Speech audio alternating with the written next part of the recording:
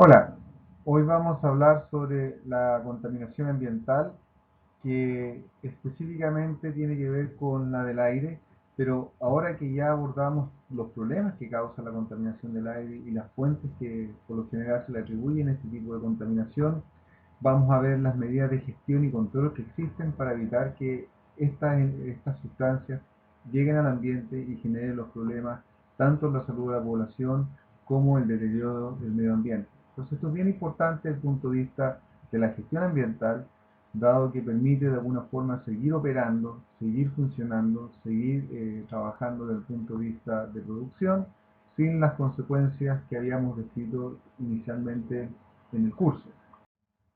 Cuando uno se enfrenta a lo que implica la reducción de emisiones de sustancias al aire, que es por lo general las que son abordadas en los planes de descontaminación, pensemos por ejemplo en el caso de Gran Concepción, donde está a punto de salir el plan de descontaminación atmosférico o ambiental,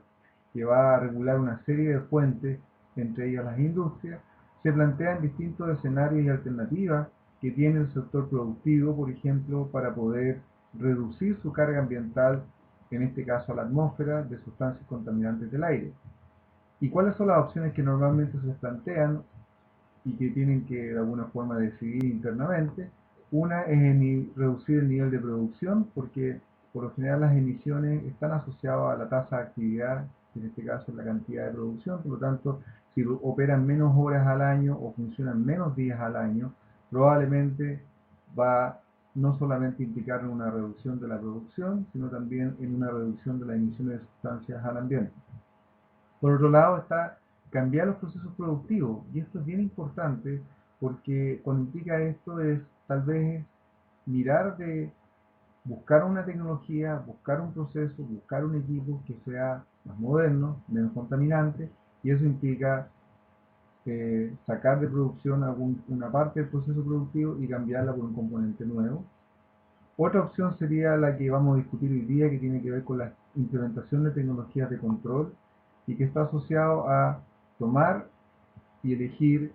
algunas tecnologías que se puedan incorporar a los procesos actuales, principalmente antes de las chimeneas, para poder sacar contaminantes y así evitar que estos lleguen al ambiente. Y esas son las tecnologías de abatimiento que vamos a abordar en las siguientes láminas. Pero también siempre recuerden la opción de que si esto se vuelve muy costoso, muy complicado, queda definitivamente la opción también de cerrar la fábrica. Y eso significa cerrar el negocio y salir del sistema. Les recuerdo que con todo este problema que está asociado ahora con lo que es el cumplimiento de los compromisos ambientales asociados a la reducción de gases de efecto invernadero, principalmente CO2, ya se han planteado muchos cierres de centrales termoeléctricas, sobre todo las más antiguas, porque implementar tecnologías de control y reducción de gases de efecto invernadero es muy costoso. Por lo tanto, se toma simplemente la decisión de cerrar y descarbonizar la matriz, como lo que está ocurriendo tanto a nivel mundial como a nivel nacional. Si uno recuerda, por ejemplo, lo que era la revolución industrial, y uno ve estas láminas como estas imágenes que uno ve, lo primero que uno puede destacar acá es la chimenea, ¿cierto? Este dispositivo grande, alto, que se ve casi en todas las edificaciones donde habían fábricas, ¿cierto? Acuérdense que la revolución industrial partió de la producción de bienes de forma artesanal a una producción un poquito más sistematizada a través de la industrialización, pero esa industrialización requería energía para poder generar movimiento, calor y todo eso, y mucha de esa energía provenía primero de la biomasa y después, por supuesto, del carbón, que es lo que se aprecia acá con un humo negro. Pero si uno ve los actuales procesos de generación de energía, como lo que se ve acá en estas centrales a carbón, uno sabe que está operativa porque sale vapor de las torres de enfriamiento, ¿cierto? Pero las chimeneas ya no emiten este clásico humo visible que uno veía en la revolución industrial. Y la razón de fondo es que estas empresas o estas centrales o este tipo de instalaciones industriales tienen una serie de sistemas de control que están implementados para evitar que de alguna forma el proceso sea contaminante, principalmente en los contaminantes que generaban efectos directos en la salud de la población. Pensemos materia particulada, dióxido de azufre, óxidos de nitrógeno, que por lo general causaban daño directo. ¿Cuál es el sentido de la chimenea? Porque si ustedes se fijaron tanto en la imagen de la revolución industrial como las anteriores, una central termoeléctrica o una central de energía que opera con sustancias contaminantes o una fundición tiene chimeneas muy altas. Y la razón de fondo es que esta chimenea, que como ven ustedes en esta imagen es bastante alta, tiene la funcionalidad de emitir los contaminantes lo más lejos posible de la superficie, porque ahí es donde se encuentran las personas que viven. Por lo tanto, la idea principal de esta chimenea es que ojalá, tanto en el día como en la noche, todas estas sustancias contaminantes que se emiten queden dispersadas lo más lejos posible de la superficie. Y cuando uno ve este efecto de los fenómenos que ocurren naturalmente, como la inversión térmica, que ocurre todas las noches y las tardes, uno lo que no quiere es que estos gases contaminantes queden atrapados dentro de la capa más baja de la inversión, que es donde está el aire que nosotros respiramos, y por lo tanto estas chimeneas en altura tratan de inyectar lo más arriba posible, ojalá por sobre la capa de inversión, para que así estas sustancias contaminantes no afecten la salud de las poblaciones cercanas. Si uno ve este ranking, uno se puede dar cuenta de que cuando se descubrió el beneficio de tener estas chimeneas con altura, sobre todo cuando se hablaba como primera medida de gestión del principio de que la solución para la contaminación es la dilución, se empezaron a generar proyectos donde las chimeneas alcanzaban alturas bastante altas, a partir de unos pocos cientos de metros. Solamente a modo de referencia, la central Bocamina 2 y también la Santa María tienen chimeneas del orden de 120 metros, pero como ustedes ven acá, en los años 50 ya existían chimeneas que superaban este valor, incluso alcanzando el récord máximo de una central a carbón ubicada en Kazajistán de 420 metros en altura. O sea, si uno piensa, este tipo de altura prácticamente es algo que uno podría ver a mucha distancia, debido a que estas estructuras sobresalen al resto de las instalaciones donde están las calderas y todo eso, para poder, como comentaba yo, dispersar los contaminantes lo más lejos posible. Bueno, esta medida era muy buena, si lo pensamos desde el punto de vista del efecto local, pero cuando hablamos de los contaminantes y su efecto regional, como por ejemplo la lluvia ácida o la deposición de sustancias que pueden afectar el suelo, nos damos cuenta de que esta dilución,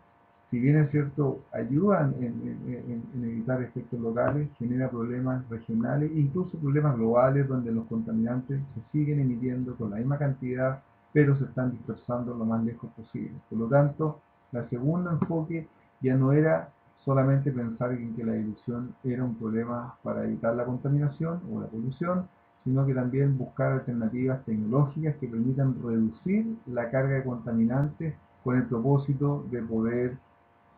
lograr cumplir con estos objetivos principales, que era evitar degradar el entorno y generar perjuicio a la salud de la población. Cuando uno un proceso, no solamente quiero que quede pensado que esto solamente se usa en procesos térmicos o procesos de combustión, sino también cuando uno ve cualquier tipo de proceso como algo tan pequeño y versátil como una planta de molienda de árido, también uno se enfrenta a muchos desafíos que ocurren principalmente cuando uno trabaja acá. Aquí hay trabajadores, si ustedes se fijan, hay vehículos que están circulando y estas plantas que existen a lo largo de nuestro país también se encargan principalmente de generar todos los materiales de construcción que después se van a usar, ya sea para la construcción de un camino, una infraestructura, un embalse, una vivienda, lo que sea. Y ellos por lo general lo que hacen es tomar material como de roca, cantera, y ir fraccionándolos en pequeños tamaños o granulometría, que después van a constituir los materiales que componen el cemento. Si uno ve, estos sistemas usan mucha molienda y como la molienda genera polvo, uno se da cuenta que de alguna forma, si estos sistemas no operan con tecnologías que capten este polvo, uno se va a enfrentar a una condición de trabajo, como por ejemplo estando dentro de esta planta, donde hay mucho polvo resuspendido que por un lado ensucia, pero también por supuesto afecta a los trabajadores. De hecho, el polvo de roca fue uno de los primeros que se estudió por un efecto que generaban las personas que se llamaba silicosis, como el suelo tiene un gran componente de sílice, ¿cierto? Es decir, los trabajadores respiraban constantemente este polvo fino, se depositaba en sus vías respiratorias y generaba problemas muy dolorosos en sus vías respiratorias. Entonces, si uno implementa estas tecnologías, uno lo que esperaría es que se vea muy poca contaminación en torno a los procesos críticos, ya sea las moliendas, los arneros que operan en estas plantas de control. Aquí hay un ejemplo de cómo se ven estas plantas cuando están los mismos trabajadores acá en el entorno de esto. Y por supuesto, esto es complejo, como les comentaba yo, desde el punto de vista de salud ocupacional. Entonces, cuando uno quiere plantear un desafío de poder de alguna forma implementar tecnologías de control y alimento, lo primero que uno debería plantearse es qué eficiencia debería tener mi sistema de control para lograr, por ejemplo, el objetivo de reducción y reducción considerable para la cantidad de contaminantes que de alguna forma yo quiero sacar. Entonces, si yo implemento un filtro o algún sistema de control, el primer parámetro operacional que yo debería considerar es la eficiencia del sistema. Y la eficiencia, como se ve en esta figura, se calcula con la masa de entrada, ¿cierto? En este caso de polvo, por ejemplo, que yo quiero sacar del sistema, menos la masa de salida del polvo, dividido por la masa de entrada, dividido por 100, y eso me va a dar la eficiencia de todo mi sistema de abatimiento en cuanto a la capacidad, por ejemplo, de reducir polvo para lograr el beneficio de poder generar un mejor ambiente de trabajo. Ahora, solamente en términos técnicos, todo lo que no se capta o no se abate por el sistema de control y pasa de largo en términos teóricos, se le habla a que el sistema es penetrado por estas partículas y por lo tanto se calcula como el factor de 1 menos la eficiencia, que es lo que no es captado por mi sistema de control. Si tenemos varios sistemas en serie, y cuando hablamos en serie es que supongamos que ponemos varios filtros, uno tras otro, ¿cierto? Conectados en serie, yo podría calcular la eficiencia global del sistema, que para cada uno calculo lo que no se capta, o sea, la penetración, y yo calculo que la penetración global sería igual a la productoria de las penetraciones individuales de cada uno de ellos. Por lo tanto, esta pequeña ecuación que está acá me permitiría poder calcular la eficiencia global de un sistema de control cuando yo conozco la eficiencia o en su defecto uno menos la eficiencia que es la penetración de cada uno de estos sistemas. Cuando uno ve, por ejemplo, un proceso productivo, también es interesante determinar dónde son las zonas críticas que podrían generar, en este caso, emisiones de contaminantes, donde de alguna forma uno quisiera después implementar estas tecnologías. En este caso, yo les había mostrado la planta de árido, ¿cierto?, que producía fraccionamiento y chancado de de piedra para producir árido de distinto tamaño. Lo que uno puede ver en este sistema es que las piedras o este material yo lo voy cargando y lo voy moliendo en varias etapas. Aquí hay ¿cómo se llama? Un sistema de molienda primario, ¿cierto? Que lo que hace es romper esta roca grande en fracciones más pequeñas y después pasa a un sistema de molienda secundario, un chancador secundario, que lo fracciona en tamaños aún más pequeños para poder separar después y clasificar estos áridos en distintos tamaños, pasan por estos arneros que son unos sistemas que van vibrando y por supuesto el material fino que es el que yo quiero después usar para poder incluirlo dentro de los ingredientes del hormigón, lo voy almacenando en forma intermedia y el material que a lo mejor todavía no tiene el tamaño deseado se sigue reprocesando dentro de este sistema de chancado secundario.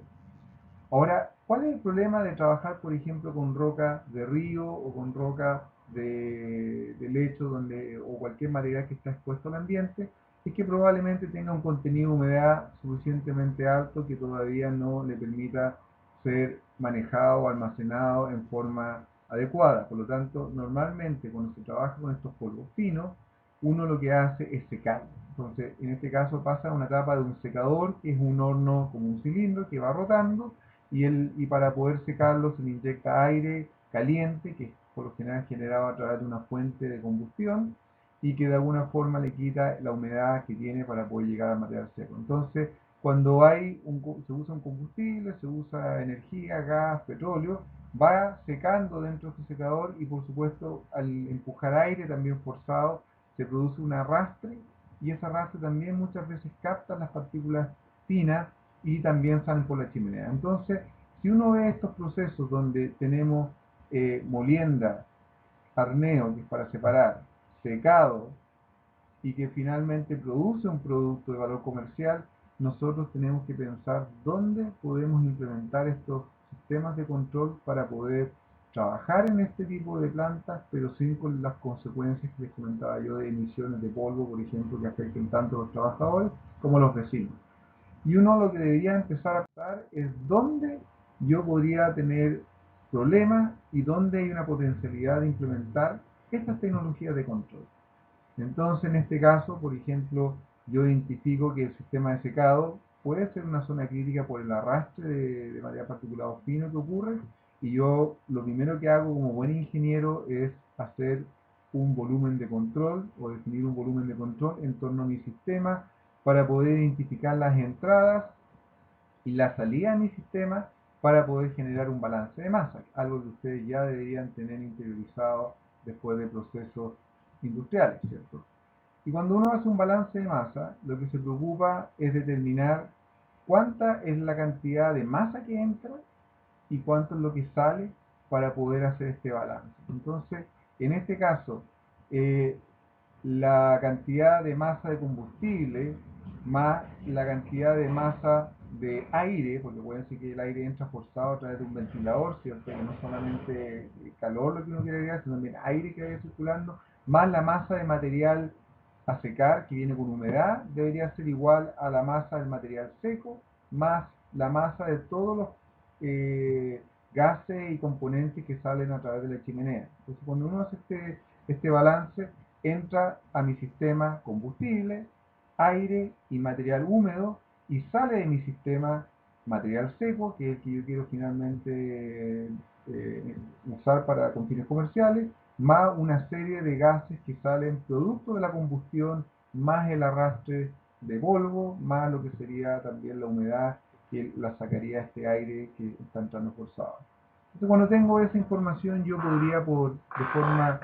simplificada, usando este principio de balance de masa, determinar teóricamente cuánta es la cantidad de polvo fino que se puede generar si yo comparo, por ejemplo, la masa de material húmedo, secándola previamente, con la masa de material seco que va saliendo, y por lo tanto, si la cantidad de material seco que sale es inferior a la cantidad de material seco que entra, yo me podría dar cuenta de que las pérdidas de ese material podrían estar asociadas a las emisiones de polvo que salen junto con los gases de combustión. Y ahí, de alguna forma, yo podría determinar teóricamente cuánto es lo que yo requeriría captar para poder evitar que esto siga saliendo al ambiente y genere los problemas que antes conversamos.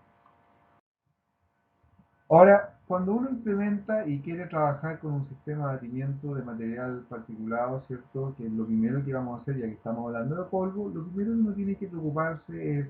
de las características de las partículas. Y eso es algo que yo les podría decir que es bien complejo de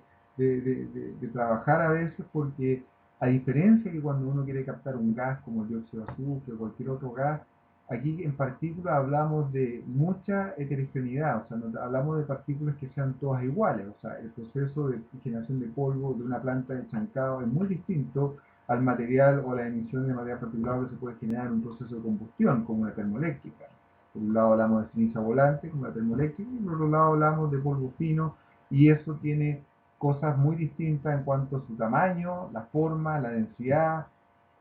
la corrosividad, reactividad e incluso la toxicidad, si nosotros queremos atribuirle la importancia, por ejemplo, de implementar estos sistemas de control debido al efecto que puede tener en la población o los mismos trabajadores. Si ustedes se fijan, aquí hay imágenes tomadas al microscopio de distintos tipos de material particulado, bueno, y en este caso uno puede tomar lo más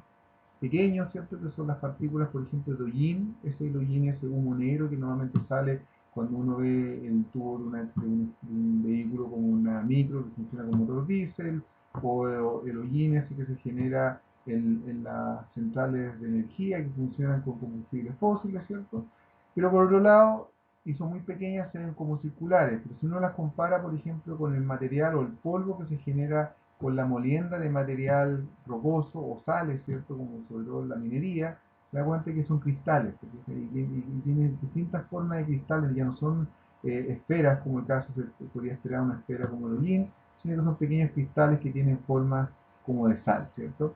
Y si uno va incluso a algo más complejo todavía, que es el material particulado urbano, que son mezclas por lo general de distintos tipos de compuestos y materiales, y si más encima han estado un tiempo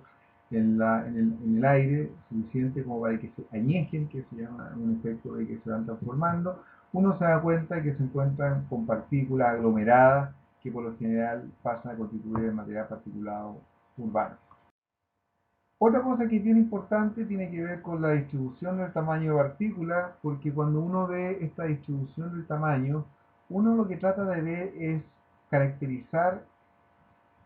todas estas partículas en función de una distribución. ¿Y eso por qué es importante? Porque no todas son uniformes en tamaño. Si ustedes recuerdan la imagen anterior que hablaba de los cristales, se ve que hay distintos tamaños que hay en esta muestra y por eso yo la tengo que caracterizar a través de una distribución por tamaño. Y uno lo que hace es que secciona en distintos tamaños de partículas y cuánto de dentro de esos de rango de tamaño está la representación, ya sea en cantidad o en masa.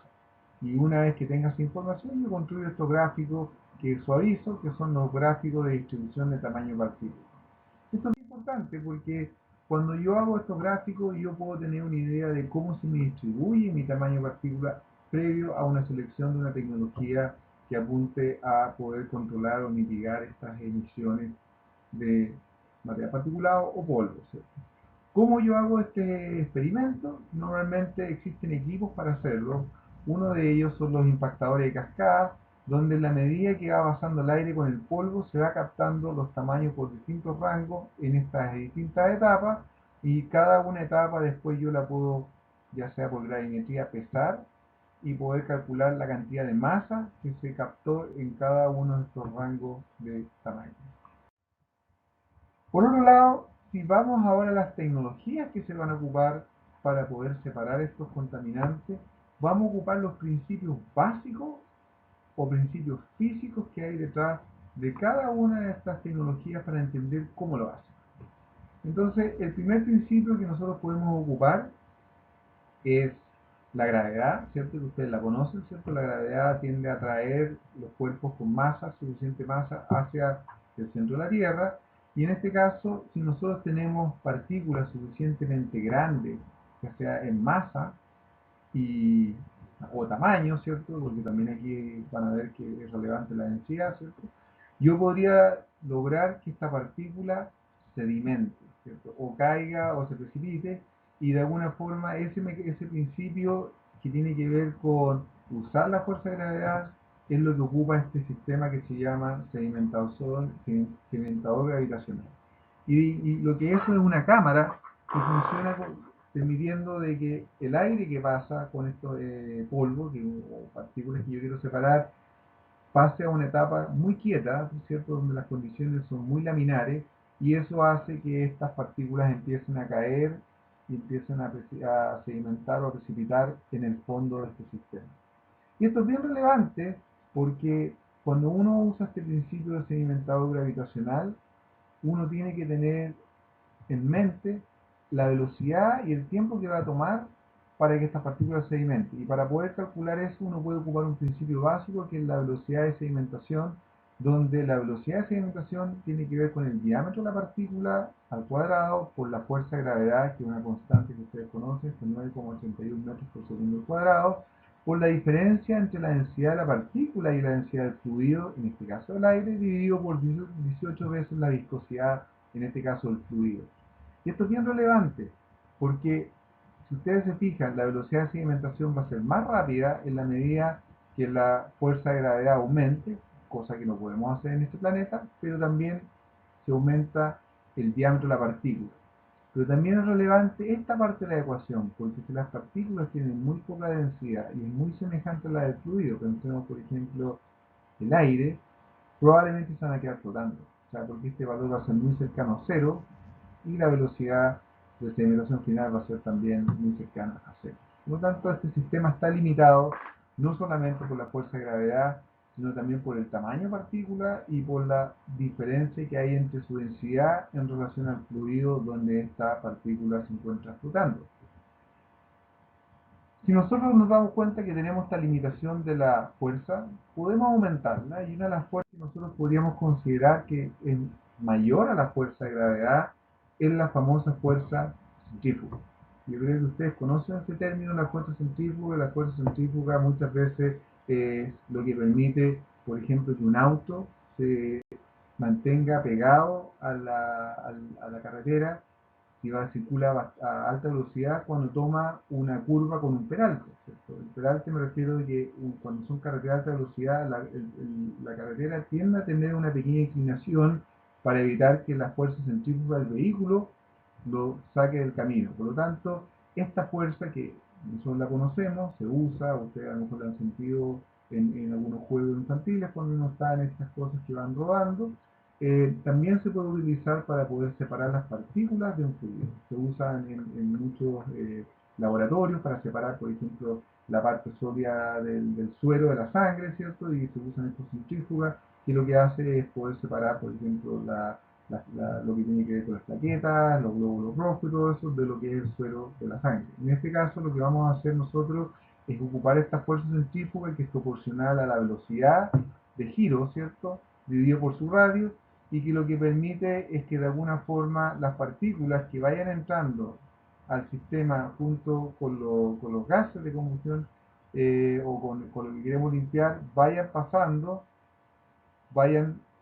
rotando, ¿cierto? Como se ve en esta animación, y esta rotación, en la medida que va bajando a través de este pequeño cono, va aumentando su velocidad de giro, ¿cierto? Y eso hace que finalmente esta fuerza centrífuga, al aumentar la velocidad de giro, aumente también y haga que las partículas salgan finalmente de esta masa de gases, ¿cierto? Se depositen en la pared y vayan bajando hasta ser recolectadas en el fondo de este dispositivo. Este sistema se usa mucho, ¿cierto? No solamente en aplicaciones industriales desde el punto de vista de polvo, sino también se usa hasta para separar, por ejemplo, el trigo en los silos que se usan para poder almacenar esto, y ahí ir pasando por esto. Yo voy separando del aire el trigo y lo voy de alguna forma depositando para poder de alguna forma trabajar. Tiene muchas aplicaciones, se usan en la aspiradora, incluso estos diseños que son un poquito más modernas, que son libres de filtro, porque lo que hace es separar el polvo del aire, y yo finalmente me preocupo solamente de las partículas más finas con un pequeño filtro, porque la gran mayoría del polvo que aspiran estos sistemas aspiradores en las casas son polvos gruesos que pueden salir fácilmente con un sistema de ciclón. Así se ve, por ejemplo, instalada la industria, y retomando esta industria de árido que nosotros le hablábamos para quitar los sistemas de secado. Si ustedes se fijan, en el zoom se ve que del secador este de aire, donde se arrastraba polvo por el aire que entraba para secar, este polvo se podía separar y volver a usar, porque era un polvo fino que, acuérdense que se está vendiendo, a través de un sistema de ciclón que está acá. Entonces se usa con estas aplicaciones a nivel industrial. Se pueden usar en combinación con otros sistemas de control, como por ejemplo instalar un filtro después, y eso es lo más normal que podría ocurrir en un sistema productivo donde se implementan sistemas en serie. Ahora, estos se pueden combinar también, se pueden usar doble, en paralelo. Existe en realidad mucha flexibilidad para usar los sistemas de ciclones, y por eso son muy utilizados a nivel de la industria, de los sistemas de producción, porque permiten lograr estas separaciones de partículas de los gases, evitar contaminar, o incluso separar esto para poder recuperar alguna materia prima o algún material de interés para el proceso. Así se ven por dentro. Existen también unos dispositivos que a lo mejor cuando uno los ve por fuera se ven como una tolva, pero si uno los ve por dentro son pequeños cilindros o tubos que tienen ciclones adentro, y estos sistemas, cuando están configurados así, se llaman sistemas de multiciclón. O sea, los gases van pasando acá y van limpiándose en forma simultánea en muchos pequeños tubitos con ciclones, que hace que estos sistemas operen en paralelo y puedan lograr los objetivos que les comentaba yo, de poder bajar la carga de sustancia, en este caso el polvo, al ambiente. Estos se tienen que diseñar, ¿cierto? Hay que respetar ciertas condiciones de aspecto. No quiero andar ahora en estos detalles, pero igual les dejo un principio muy básico que ustedes deberían considerar cuando elijan un ciclón, que por lo general cuando los vean por los catálogos donde se fabrican estos, uno debería considerar la velocidad de corte que se llama, que es este valor, velocidad o, perdón, diámetro de corte, no velocidad, diámetro de corte. Y el diámetro de corte es un valor que se usa para poder definir el parámetro al cual este sistema remueve ese diámetro de partículas con un 50% de eficiencia. O sea, la mitad se remueve y la mitad pasa de largo a través de mi sistema. Y eso se utiliza para poder de alguna forma calcular la eficiencia global que tiene mi sistema. Entonces, si ustedes tienen la distribución del tamaño de partícula y la comparan con el diámetro de corte, ¿cierto? Para cada diámetro o subdiámetro que ustedes tienen en su sistema de distribución, calcula la eficiencia de remoción de ese tamaño con esta ecuación, donde aquí está el diámetro de corte, que es el parámetro que se determina para su ciclón, y este es el diámetro que ustedes tienen dentro de su distribución de partículas con el cual quieren saber cuál es el tamaño de distribución. Por lo tanto, si el diámetro es superior al diámetro corte, la eficiencia siempre va a ser superior al 50%. Si es igual al diámetro de corte, por defecto, si esto fuera igual, esto sería 1, entonces 1 más 1 es 2, 1 partido por 2 al cuadrado, 1 partido por 2 serían 50%, y eso es lo que te dice por definición el tamaño de corte. Y si es menor el diámetro de mi distribución al cual yo quiero de alguna forma abatir con este sistema de ciclón, y me doy cuenta que si es menor, la eficiencia que lograría con este sistema, con este punto de corte, va a ser menor a 50%. Entonces, esto es bien relevante, porque yo te puedo decir de forma engañosa de que te ofrezco un ciclón que tiene un 70% de eficiencia, pero con un tamaño de partícula de 20 micrómetros. Y si yo no entiendo bien eso, yo probablemente quiera implementarlo en mi sistema de control, pero si mis partículas tienen diámetros muy finos, pensemos 10 micrómetros, polvo muy fino, este sistema no va a cumplir las expectativas mías porque la eficiencia para 10 no va a ser los 70% que me vendían, porque sea solamente para un rango de 20%, o sea, de 20 micrómetros, y se determina a través de esta relación. Entonces, es bien importante eso. Y si ustedes ven esta figura, se van a dar cuenta que en la mayoría de los ciclones, en la medida que yo disminuyo el tamaño de la partícula, la eficiencia también va disminuyendo. O sea, la primera problema que tiene este sistema es que para partículas muy pequeñas la eficiencia es baja y las partículas más grandes la eficiencia es más alta. Entonces, si yo digo que tengo un ciclón de 100% de eficiencia, ojo, que acá está establecido para partículas sobre 25 micrómetros. Pero si mis partículas son muy finas, probablemente este sistema no va a funcionar con el desempeño esperado. Entonces, ¿qué ventaja tiene este sistema? Es que son bajos costos de fabricación porque se pueden fabricar en varias maestranzas, no hay ningún problema en cuanto a los materiales, existe un cierto conocimiento en respetar las relaciones de aspecto que se llama, o sea, los tamaños que tienen que tener para que cumplan con la eficiencia teórica, y eso implica de que se pueden construir, ustedes, por lo general no espero que lo construyan, pero sí que entiendan que si quieren comprar un equipo, se asesoren bien en qué deben tener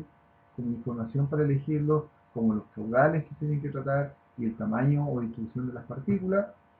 Por otro lado, como son muchos de ellos metálicos, pueden operar con altas temperaturas, y eso es bueno porque a veces estos gases de combustión vienen calientes, que al estar en caliente tienen problema con ocupar algunos equipos que se pueden quemar, por lo tanto estos son metálicos y no tienen problema con la temperatura, y tampoco tienen muchos costos de mantención debido a que estos sistemas operan en relación a baja partes móviles, y eso no implica, más allá de una limpieza simple, tener que desarmarlo o cambiar muchos componentes. ¿Qué ventajas tienen? Que no son muy buenos para remover partículas pequeñas, o sea, y cuando hablamos de partículas pequeñas hablamos de partículas principalmente de combustión. Por lo tanto, si ustedes tienen combustión de biomasa, madera, carbón o cualquier otro combustible fósil y quieren usar un ciclón para captar ese humo, lo más probable es que no sirva de mucho. Y por otro lado, para que esto operen, tienen que inyectar el aire para que empiece a circular, ¿cierto?, con alta velocidad, y eso implica usar ventiladores grandes, potentes, y eso podría implicar un mayor consumo de electricidad que implica costos operacionales más elevados.